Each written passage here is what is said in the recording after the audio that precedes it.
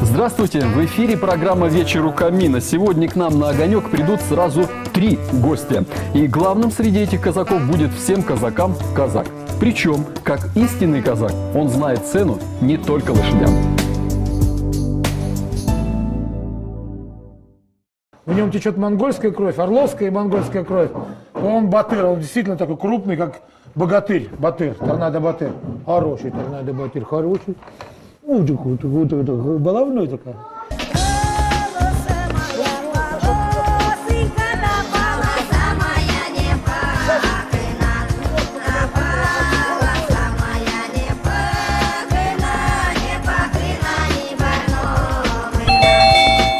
Ну что же, а вот у нас и сам Иван Баев, руководитель детского конного центра «Русь». Иван, ну я вижу, Иван, здравствуй, во-первых, да, я вижу, что ты не один. Представь нам, пожалуйста, еще своих казачков. Ну а вот они сейчас сами себя представят, это Давайте, ну-ка. богатыри всей Руси. Как звать вас? Леша казак. Алексей, Данил, Леша. Алексей Данил, вот молодец. Ну, я так понимаю, это вот от того, что ты их часто зовешь, да, Леша Данила. Леша Данил, они у меня два молодца с одного лица. А вот интересно, Иван, это все твои казачки и казачки? Ну, дети родные, у меня еще старшие, большие, это малыши уже, внуки. И еще 2 внука растут уже, ну, совсем маленькие, будет 2 года в январе старшему внуку, а младшенькому 4 месяца. Вот. А казачек и казаков, ну, если взять дружину Русичи, братство православных следопытов, то 40 человек дружина, а конный центр Русь наш, там еще добавляется 30. Так что вот 70 богатырей и девиц-полениц в нашем отряде состоит. А казачки, мне интересно, Данил, это кто вот в твоем понимании, да, казачок, казак? Ну это... Ну, Алексей, помогай. Казак сибирский это кто? Это ман. Атаман. Атаманом стать надо еще дорасти до этого. А кто казак сам по себе? Это защитник Отечества. О, защитник Отечества. Вот. А вот у вас двоих кто, интересно, атаман? Алексей или Данил? Алексей. Алексей. О, так, Алексей, ты атаман, да? А у тебя кто атаман над тобой?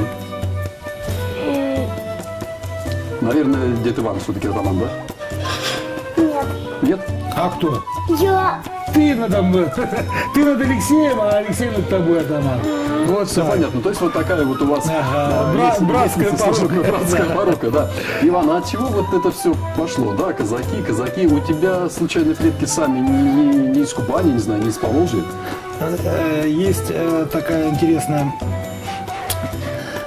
стезя, это возрождение своих корней, возрождение своих предков, да, и вот мы с Божьей помощью начали узнавать наши корни семейные, и прадед Ефимий защищал западные границы, вот казаки, но они с Кубани казаки, защищали, значит, западные рубежи, а потом в Столыпинскую реформу перешли сюда, в Сибирь. Вот эти ребята, они родились в Сибири, они, ну какие казаки-то? Сибирские. А они, получается, сибирские, потому что они родились здесь, на месте.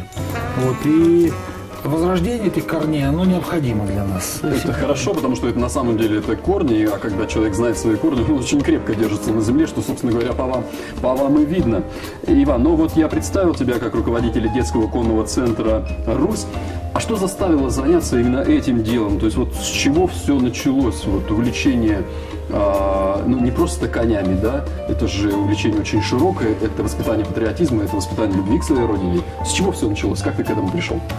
Я думаю, Александр, наверное, все-таки если глубоко копнуть, можно говорить все, что угодно в этом отношении. Но это милость Божья на самом деле.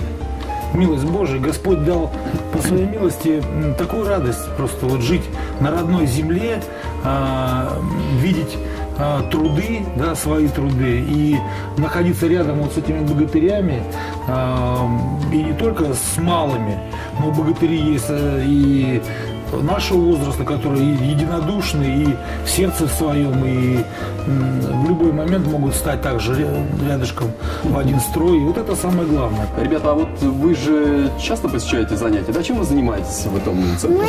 Да. Мы занимаемся коз пасем. Коз пасете? Так. Много коз? 9. 9 штук. И трудно их пасти? Они разбегаются по всему, Нет. по всей территории, нет? Нет. На коня скачем. Так.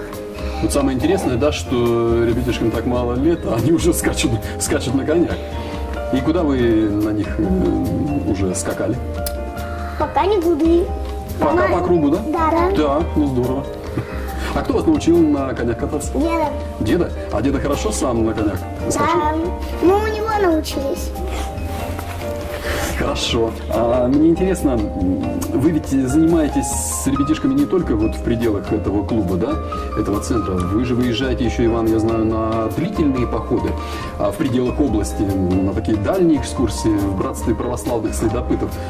Кстати, вот эти мальчишки не в братстве пока еще? Ну, они в любом случае в братстве, потому что Братство православных следопытов – это всеобъемлющая организация. И если их дед находится там, и я являюсь одним из руководителей всероссийской организации, и эти богатыри, они всегда со мной. Вот старшему уже в этом году Бог дал пройти очень серьезный поход. По какому празднику он посвящен, Алексей, был? Это... По российскому флагу. Вот, а где ты был? Российского флага, Дядя да? Саша, расскажи, где ты был? В Зубьях я еще пока не был. Это в каких таких зубьях? Поднебесные зубья. Поднебесные зубья, да. Это город, да? Да. Ага, хорошо. А я вот слышал от дедушки Ивана, Алексея, о том, что ты прошел больше 100 километров пешком, да? На самом деле так? Да. С рюкзаком за плечами? И не упал нигде? Нет. И не плакал? Нет. Здорово, ну поразительно, конечно. А Данил, я так понимаю, не ходил в это? Но он на хозяйстве остался. Нет. Просто Пас вот этих 9 коз. почему, да, ты остался на хозяйстве? Потому что некому было посмотреть за козами. Ну правильно, все в поход, а Да, у Данил них, за козами у них следил. святая обязанность, потому что они пасут коз. А, Леша, скажи, пожалуйста, дед Иван в походе, он какой строгий? Ну, Ругается? в походе нет. Нет?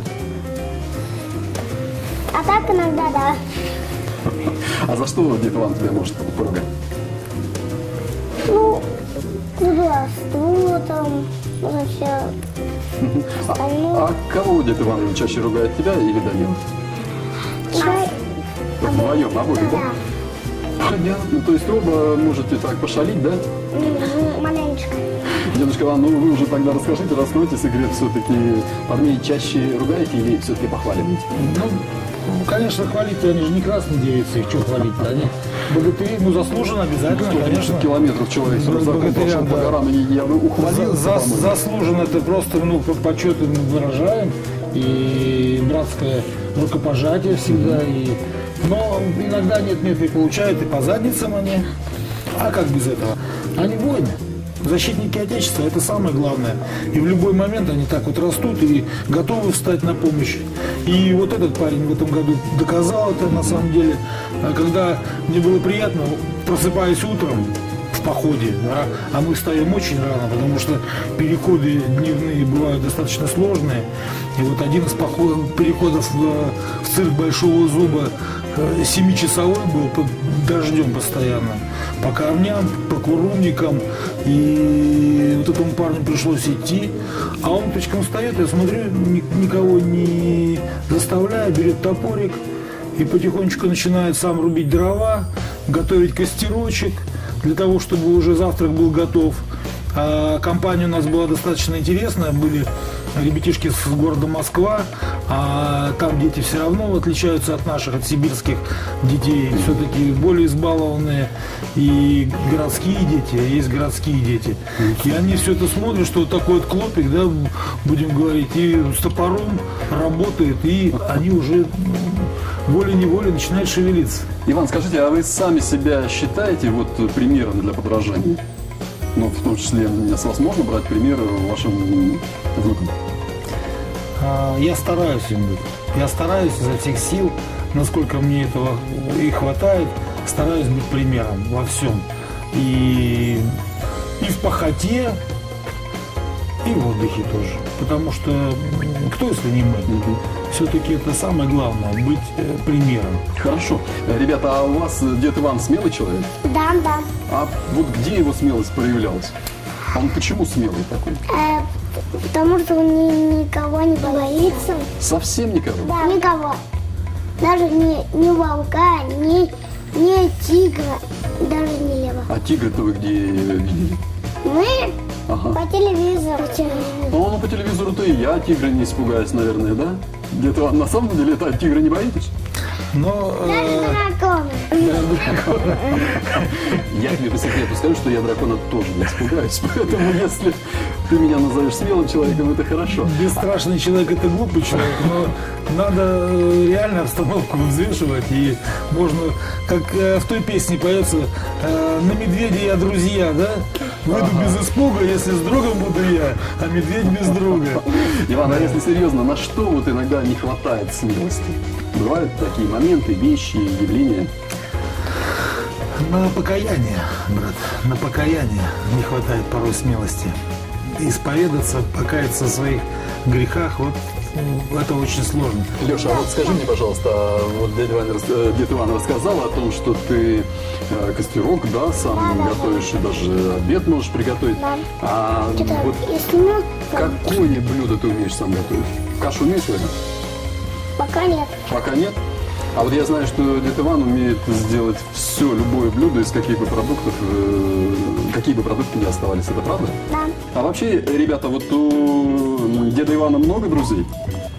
У дяди Вани Да. очень. Очень? Очень, да. Сколько? 20, 30, 100? Не 100. Я думаю, через сколько? Большая куча. Большая. Мне Бог дал вот, пройти эту настоящую дружбу. И не только, знаете, вот она есть вот, по жизни, вот эта связь, и армейская дружба, вот Бог дал еще и армейскую дружбу, пусть и школьную. И я ценю, на самом деле, это самое главное, наверное, в жизни быть другом, еще быть, надо быть. Если ты будешь таковым, то и рядом с тобой такие же люди будут. А вы сами друг с другом не ссоритесь никогда? Вы же друг другу друзья? Иногда было. Иногда Бывает? было. И что, интересно, служит причиной ссор? Ну, из-за что там моя шапка, что там мои рукавички, мой ботинок там. Что, Моя Алексей забирает твой ботинок и... Да? Я смотрю, неправильно одет, а у Лехи мой сапог. Ну, а валенки вы сегодня не перепутали? Нет. Свои одели? Вот Ну, это хорошо. мои, вот это... В общем, сегодня, собираясь на встречу, вы не ссорились. Ну вот если продолжить тему друзей, Иван, а вы с друзьями Новый год, ну вот разные же традиции бывают, да, кто-то идет в баню, кто-то там не идет в баню, вы с друзьями что делаете На в Новый Новый год? год Особенно в эти 11 дней выходных. ходим друг к другу в гости, ездим в гости в различные регионы, в города, для того, чтобы встретиться, побыть вместе, пообщаться, потому что общение с людьми, с близкими, родными людьми, на сегодняшний день это многого стоит, потому что завтра может так получиться, что мы уже не увидимся никогда. А вот радость общения, минута вот этого внимания, она бесценна. Хорошо, брат Иван, ну я уже так, если разрешишь, обращусь к тебе. Ну, прокачане, конечно, ждут Новый год в самом разгаре. Ждут поздравления от Ивана Баева и его казачков. Желаем вам, чтобы в 2015 году вы как можно больше посвятили внимание своим детям, своим чадам, в воспитании, прежде всего в воспитании духовном, патриотическом, потому что сгущаются, вот так вот повелось сейчас, сгущаются тучи над Святой Русью. Ну, кто если не мы? Давайте возьмемся за руки, возьмемся за наши богатырские плечи, кому это нужно, и будем вместе. Самое главное быть едины. И желаю вам единства. Единства единомыслия и всего остального доброго, светлого. И чего богатыри? С Новым Годом! Спасибо. И вас тоже с наступившим 2015 годом. Ну что же, новогодние праздники продолжаются, а значит, гостей у нашего камина будет еще немало. Найдите время и вы. Заходите к нам на огонек. Завтра в 19:30 встретим семью известного тай-боксера и узнаем, какие железные правила помогли обычному прокопьевскому пареньку стать звездой мирового спорта. До встречи!